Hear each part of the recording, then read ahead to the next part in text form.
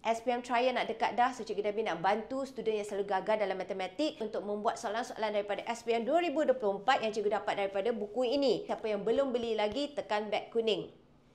Jom kita cuba soalan nombor 1. Ini adalah asas 2. Okay, so kalau asas 2, korang kena tekan calculator, tekan sampai you nampak ada BIN. Binary. Sekarang kalkulator warna pink kelas Swiss 570EX ada stok warna pink dengan warna biru. Korang boleh tekan beg kuning ya.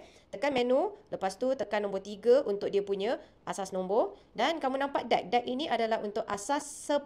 Kita nak bin kan? Bin tu kat sini. Nampak tak log? Bin tu kat atas warna biru tu. So tekan. Okey, dah cari bin. Sekarang masukkan apa yang kita ada kat situ. 11001.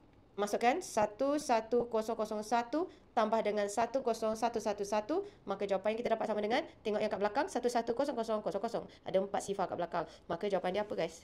A.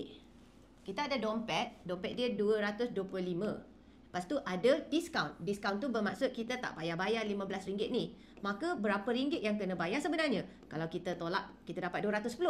Ini adalah dekat asas 10 tau. Kalau kita tak tulis apa-apa asas, bermaksud ini adalah asas 10. Tetapi dalam soalan dia nak dalam asas 7. So kita perlu tukar kepada asas 7 bahagi berulang. Kita letak bahagi 7. Okey, macam mana kita nak buat yang ni? Ini cara sekolah rendah dulu. Kita ada buat bahagi macam ni, betul tak? So bahagi dengan 7. So yang ni kita dapat berapa? 3, yang ni 21, yang ni kosong, yang ni kosong, betul? So ini adalah 30 kat bawah dan baki kat tepi adalah tak adalah sifar. So yang ni sifar. Ini kena letak baki dia. Okey, selepas itu kita kena bahagi lagi dengan 7. Sifar 7 hafal tak? Okey, 7 dan apa dapat 30? Tak ada kan? Paling dekat pun ialah darab dengan 4 ialah 28. Betul?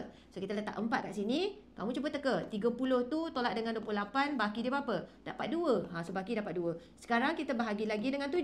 4 boleh bahagi dengan 7 ke? Tak boleh. So maka kita akan dapat baki dia 4. So kita akan letak kat sini kosong, baki dia ialah 4. Maka jawapan saya daripada bawah hingga atas tengok baki. So from the bottom up. So your answer is 420. So answer is 420 asas 7.